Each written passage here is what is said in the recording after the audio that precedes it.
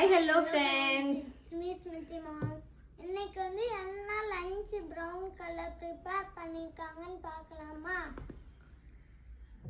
Morning snacks சப்போட்டா. Super. லஞ்சுக்கு வந்து ஸ்பெஷலா வந்து ஃபிஷ் செஞ்சிருக்காங்க. ஃபிஷ் சப்பாத்தி.